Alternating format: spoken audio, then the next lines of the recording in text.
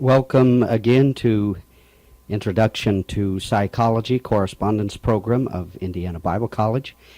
Again, I'm Larry Arrowwood, and I'll be continuing in Unit 2 and also in Unit 3 on this tape, helping to walk you through the program. I trust that you've done well on Unit 1, and now I'm sure you're excited about Unit 2. So here we go. Unit 2 consisting of chapters 6 through 12. Once again, we'll follow the same format of reading the chapter, listening to the tape lecture, and doing the study questions, looking up the vocabulary words, learning them, and then doing a unit exam. Chapter 6 has to do with learning, and we could define learning as relatively a permanent change of behavior due to practice and experience. Now, we define that relatively permanent because we can't really predict 100% permanent learning, because something could be learned, then it could be forgotten. So learning is a relatively permanent change of behavior due to practice and experience. Also, it includes practice and experience. Now, there are different types of learning that we want to look at. And, of course, in your textbook, you will begin to read of the simplest types of learning termed conditioning, and that would include classical conditioning and operant conditioning. Now, in classical conditioning, the learner is quite passive, and the desired behavior is certainly involuntary. And of course, much of the classical conditioning you have read about in experimenting with animals. And then the second type of learning is that of operant conditioning. The learner is more active, and the desired behavior is likely to be voluntary. Of course, Ivan Pavlov is the father of classical conditioning. We credit Thorndike with instrumental conditioning, and Skinner with operant conditioning. Now, I need to clarify here that sometimes you will read of instrumental conditioning, other times you will read of operant conditioning. These are used interchangeably. Keep that in mind. They are used interchangeably, but the distinguishing qualities is whether or not you are reading of Thorndike, which will be called or referred to as instrumental, or Skinner, it will be referred to as operant. The third type of learning, of course, is that of cognitive learning. In cognitive learning, the learner is quite active, very much involved. Taking a look at classical conditioning, once again, the father of classical conditioning being Ivan Pavlov, a Russian physiologist, he used what is termed an unconditioned stimulus. By unconditioned stimulus, there is no previous experience or practice. A natural stimulus. A stimulus being something that stimulates one's senses. And so we get into terms such as the unconditioned stimulus, the unconditioned response, the conditioned stimulus, the conditioned response.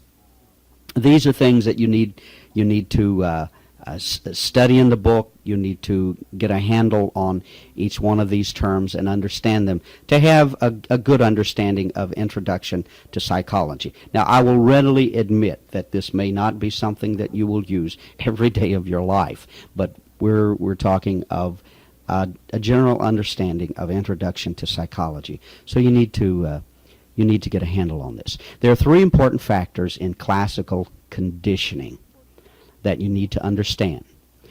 To be able to condition someone or something, for that to be effective, there are three things that we need to look at. The conditioned stimulus, the stimulus that you are using that is not necessarily the natural stimulus, but it's something that you have created, such as the ringing of the bell. The conditioned stimulus must be strong and distinctive. That's number one. Secondly, the order. In the order, the conditioned stimulus must always come before the unconditioned stimulus.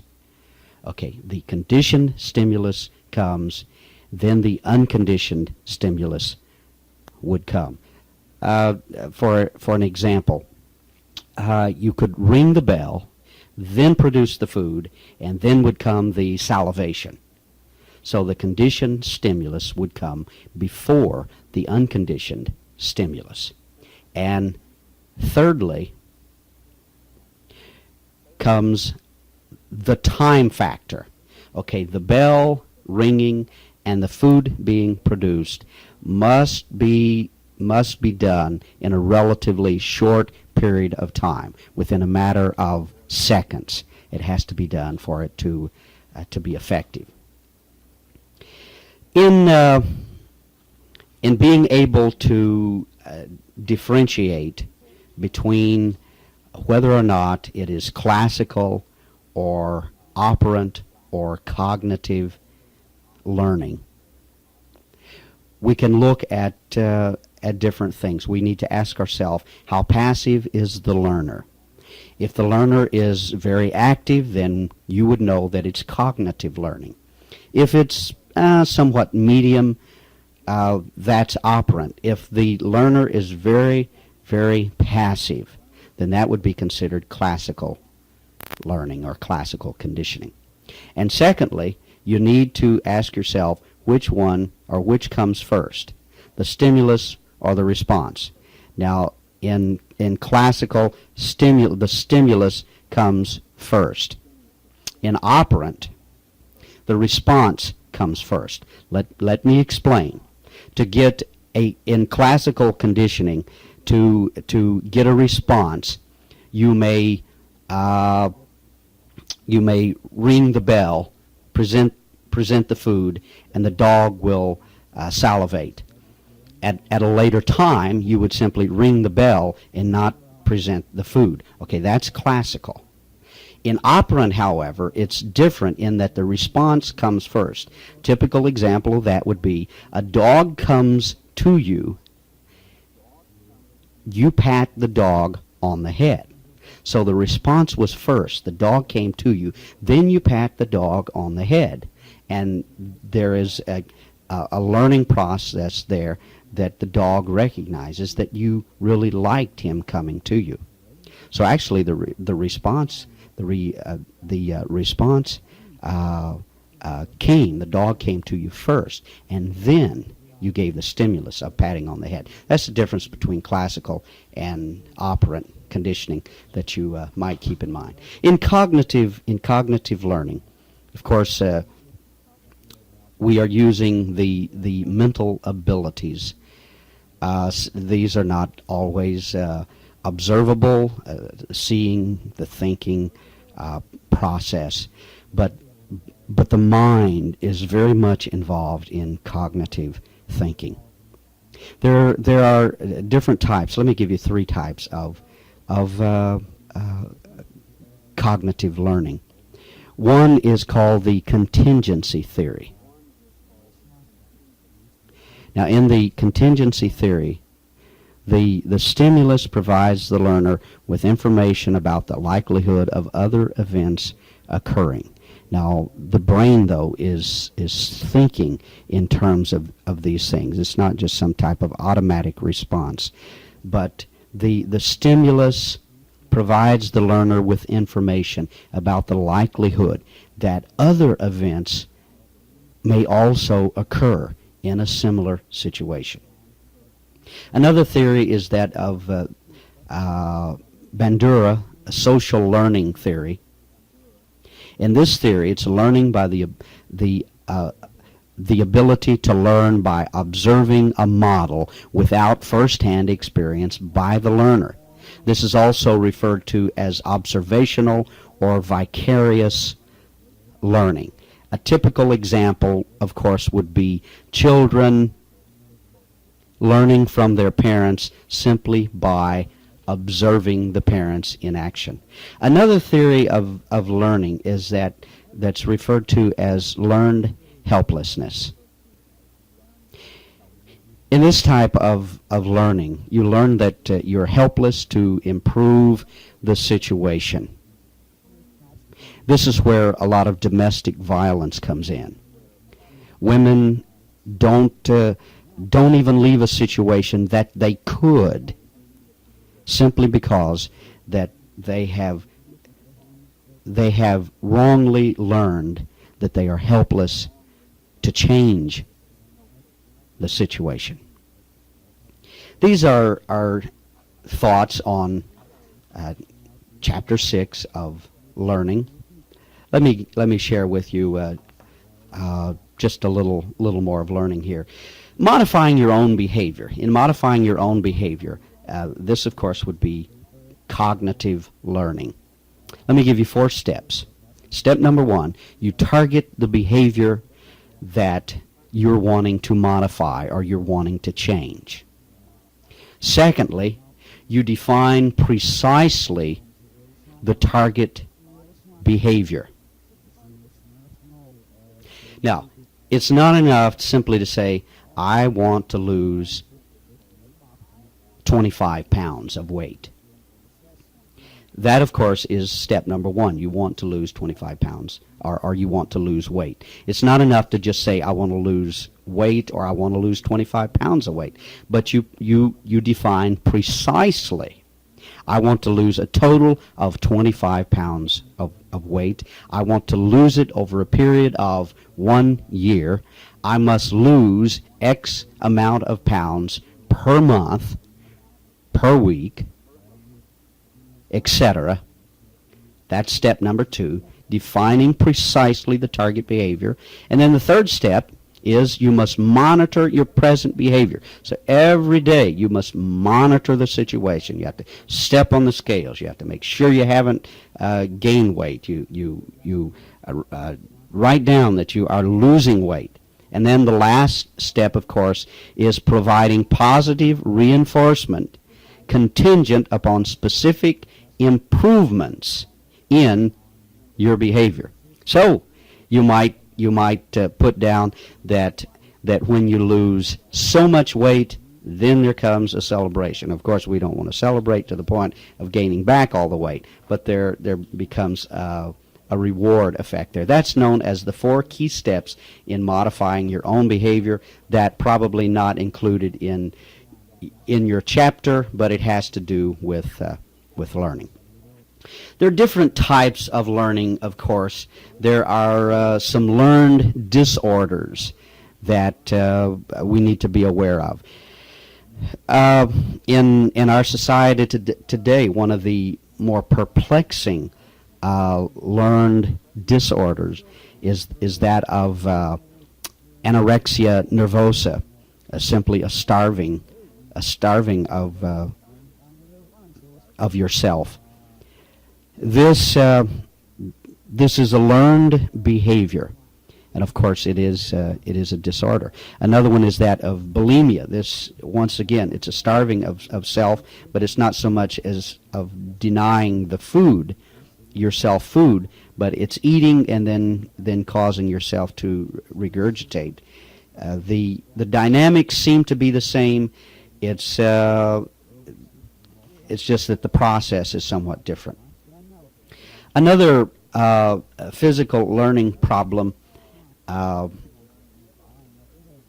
is that of aphasia.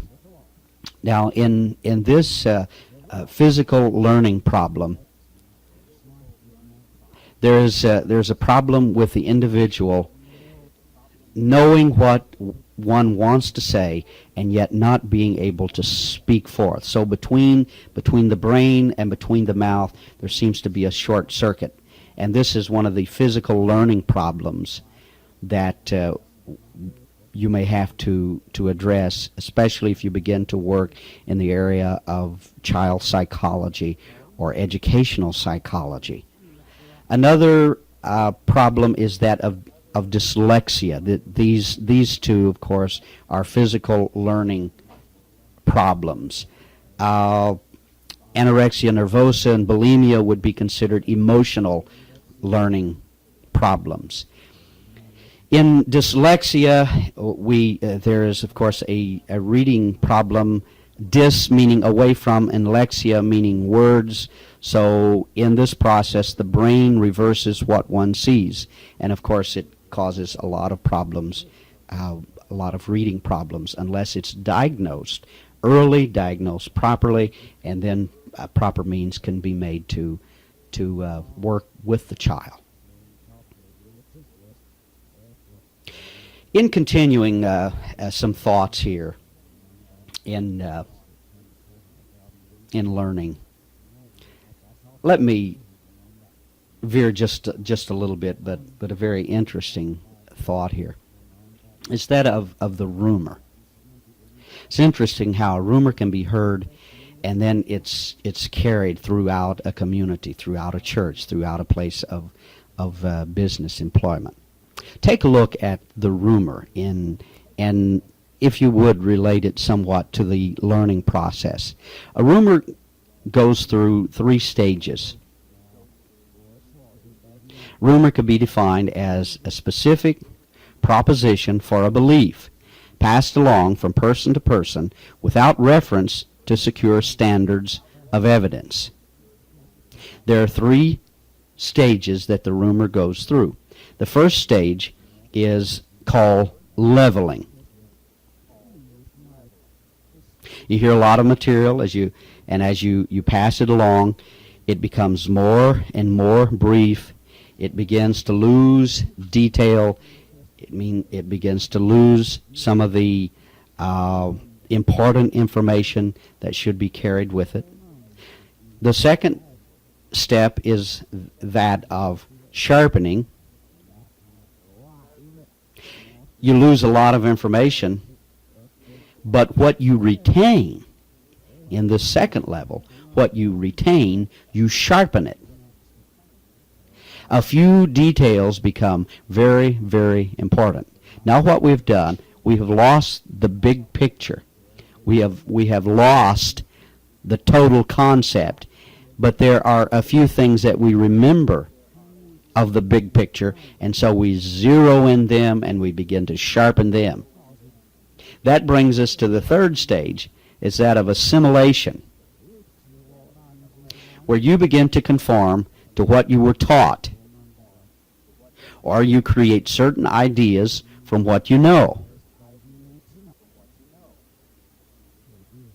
So, as you relate the story, not only have you lost the big picture, not only are you focusing in on a few details and really have made them sharp, but in the third process of the rumor, you begin to assimilate how you define certain situations in life, and you add this in to the rumor.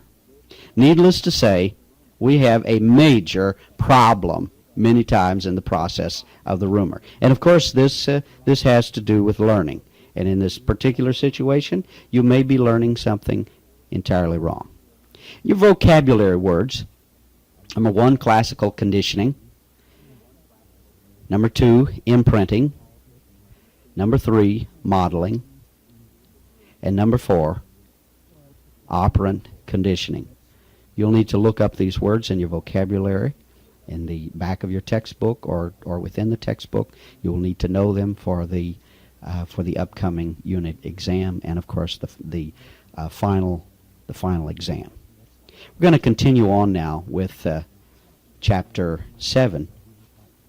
Chapter 7 dealing with memory, cognition, and self-esteem. At this point, if you have not completed the study questions from Chapter 6, you should stop the tape. You should complete the study questions for Chapter 6. Make sure that you have completed the vocabulary, and then you can continue with Chapter 7, which has to do with memory, cognition, and self-esteem.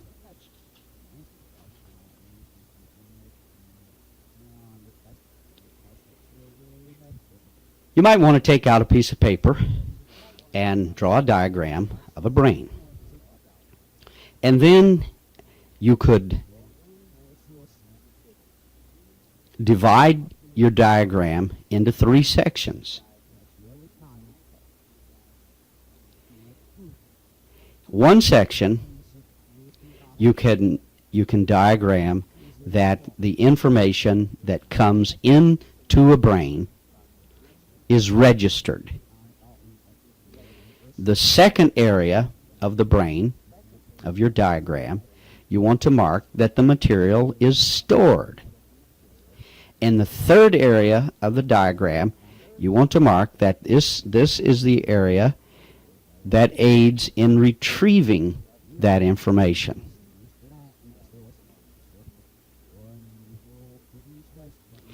And so this is the process whereby we learn, but not only the process of learning, but it's dealing with memory, cognition, and self-esteem. Stimulus, the stimuli enters into the brain by way of the senses. The eyes, the nose, the ears, the taste, the touch. These things come in and they are first registered. At that point, we begin to deal with what is referred to as short-term memory or long-term memory.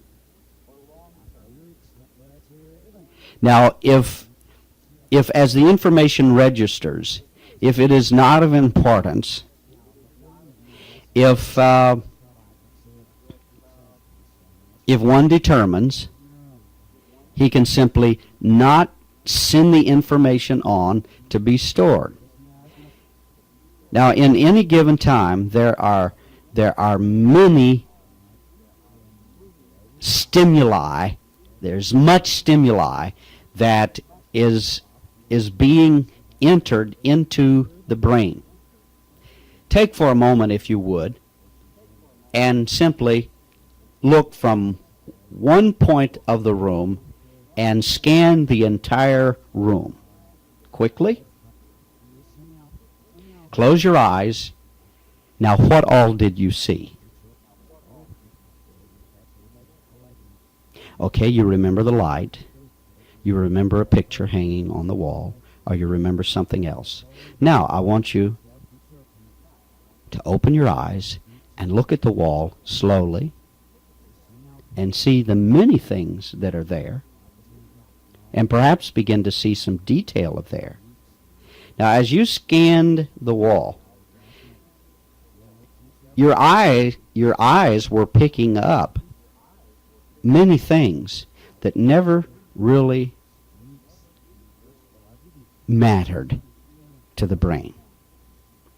As you scan the wall closer, you specifically are looking for things, and in so doing, you begin to store them into a more long-term memory. So short-term memory, after a period of time, it is gone.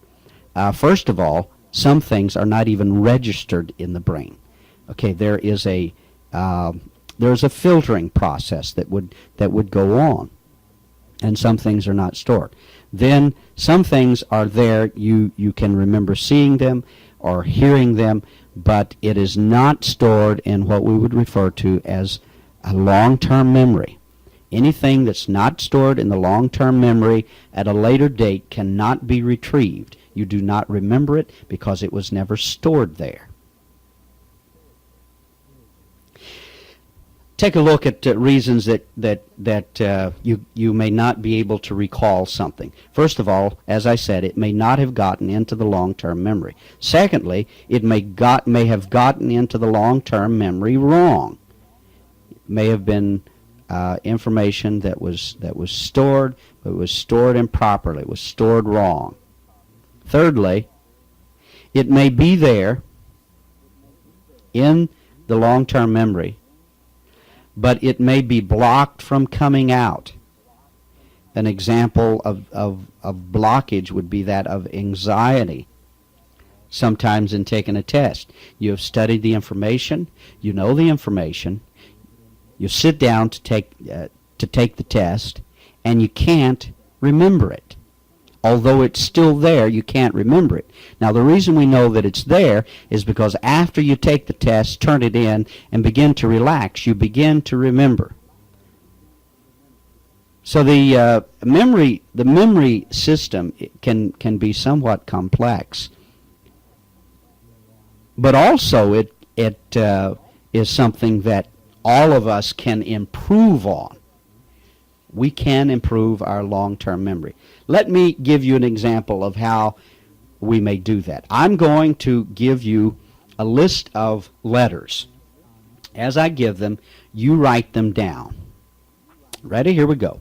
T, J, Y, F, A, V, M, C, F, K, I, B. 12 letters. I want you to take a minute and memorize them. To save time here, you may want to turn off the tape, look at them for about 1 minute, and then turn the tape back on. Now, without looking at your notes, without looking at the letters, see how many of the letters you can write down from memory. Once again, turn the tape off and see how many you can write down. This is a class experiment that we would have a lot of fun if we were in a classroom setting. But how many did you get? 6, 7, 8, 9? Did you get all 12? Perhaps not. Now, in a classroom setting, there seems to always be a few people that will remember all 12. They have a very fine memory, and perhaps naturally, or perhaps they have learned the art of remembering. Let me tell you how you could have remembered quite easily all of the letters. If you had done what we call chunking, where you take a lot of things, in particular here it would be 12 letters, and so instead of remembering all 12, you put them into parts by themselves, and you memorize the parts. Now let me read off for you the same 12 letters, but I'm going to read them this time having chunked them together. And again, this process is called chunking, whereby we take a lot of information, we put them into parts, and then we simply memorize the parts. Here are the 12. See if you can recognize them. JFK, FBI, TV, YMCA. All 12. You can remember them now. You chunk them one time, and you will probably never forget them the rest of your life.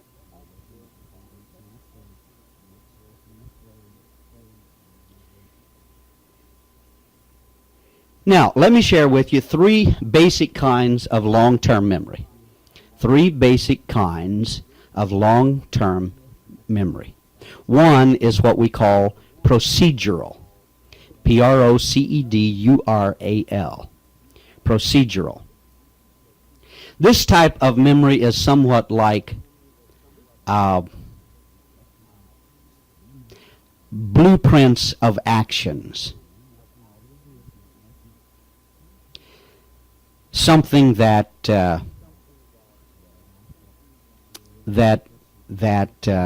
you learn by direct experience of, and it becomes a blueprint within your mind. You can recall it because of this process of long-term memory referred to as procedural. Another is that of semantic. This operates somewhat like an encyclopedia or a dictionary. It's general knowledge, facts, and information that you basically memorize. Okay, the first one was learned somewhat by experience. The second, semantic, is somewhat by repetition. The third is referred to as episodic memory. This is things that you remember because they are more personal and more specific. It's like a diary, like keeping a diary within your mind. Special events, birthday parties, these are things that you remember because they are personal, they are more specific. These are three different